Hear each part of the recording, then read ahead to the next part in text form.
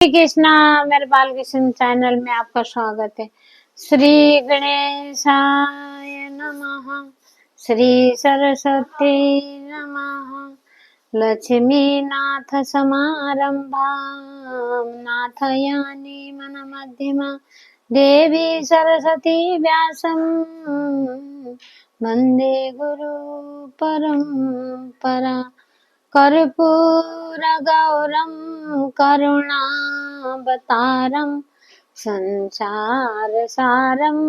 भुजगेन्द्रहारं सदा वसन्तं हृदयारविन्दे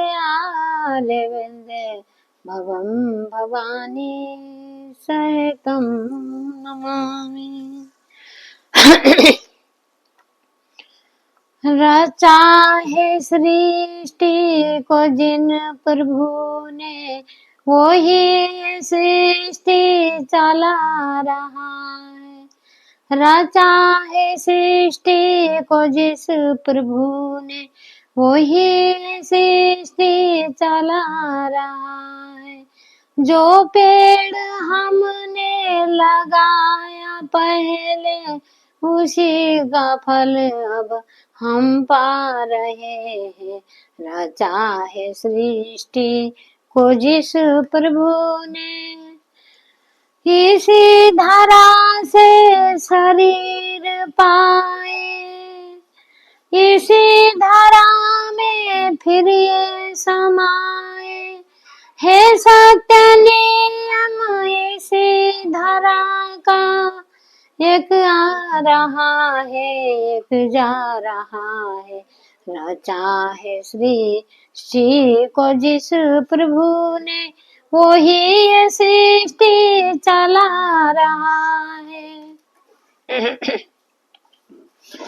आप सभी को निर्जला एकादशी की मुबारक हो। सबको सबके सफल रहे एकादशी।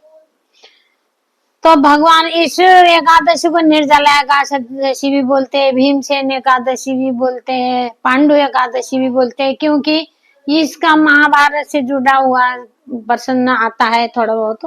तो इसीलिए इस एकादशी को भीमसेन एकादशी के नाम पे भी जाना जाता है। निर्जला एकादशी साल में एक बार आती है, सबसे बड़ी, मतलब सभी अपने आप में तो सभी श्रेष्ठ है ही एकादशी, पर ये सबसे फल देने की फल। निर्जला का मतलब होता है पानी तक नहीं, कुछ भी नहीं छूना। पानी मुंह में भी, हाँ, मुंह में भी नहीं जाना चाहिए। बस थोड़ा बहुत आप लघु संज्ञा वगैरह जाते हो तो थोड़ा कुल्ला करने के लिए मुंह में दे दो, उससे ऊपर नहीं। पूरा निर्जला एकादशी का व्रत करते हैं तो जहाँ पे भगवान ये नहीं कहते कि अपने शरीर को कष्ट करो, अपना शरीर अनुसार, क्योंकि शरीर को भी हमने तकलीफ नहीं देना, वो भी एक तरह का पाप होता है। क्यों शरीर को भूख लगी है, वो चल नहीं पा रहा है, उसको प्यास लगी है, वो पानी पी नहीं पा रहा है, व्रत है बोल के उस अपने आत्मा को सता रहा है, वो भी पाप होता है। उसमें पानी पी ले या फलाहार कर ले, उसमें कोई दोष नहीं है।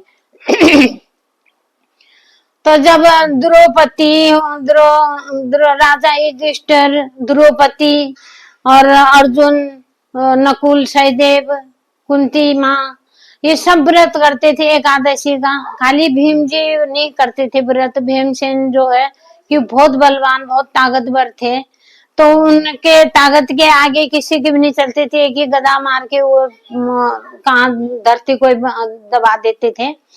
तो इतनी ताकत है तो वो भूखे नहीं रह सकते थे। उनका खुराक खाने में, भोजन करने बैठते थे, वो बहुत सारा भोजन करते थे।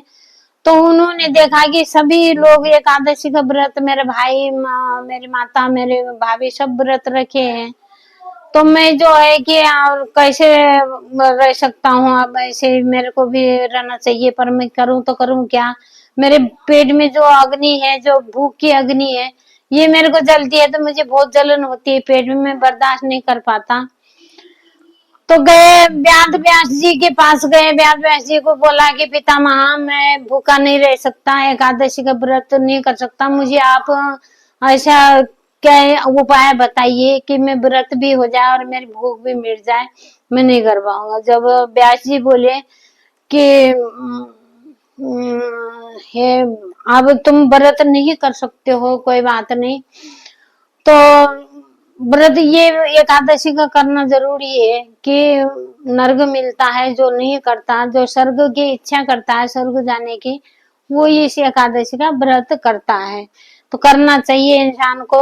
24 तुम एकादशी 26 नहीं कर सकते हो तो साल में एक एकादशी तुम्हें करना चाहिए। जब उन्होंने देखा भीमसेन ने कि भाई मुझे नर्क का भय होने लगा उनको कि नर्क जाना पड़ेगा, मुझे व्रत नहीं करूंगा तो स्वर्ग तो मुझे मिलेगा नहीं, तो वो भयभीत हो गए। तो सोचने लगे कि बोलने लगे कि गुरुदेव मुझे बताइए कि साल में एक बारी एक एकादशी करने से अगर कुछ हो सकता है, बताइए मुझे उपाय, ताकि मैं नर्क भी ना जाऊं, मैं स्वर्ग को भी प्राप्त हो जाऊं और मेरे को एकादशी का फल भी मिल जाए।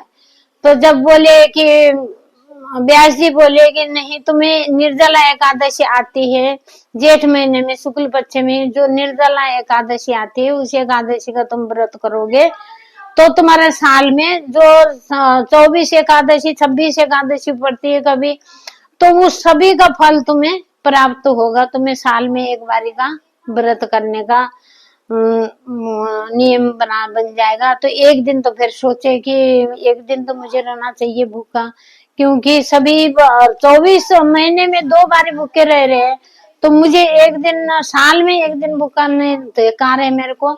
मुझे अपने आप में बलवान होने का कोई मतलब नहीं बनता कि मैं कैसे ऐसे कर सकता हूँ। जब उन्होंने भीमसेन ने साल में एक साल ये निर्जला एकादशी का व्रत करा। जय श्री कृष्णा। जय श्री कृष्णा।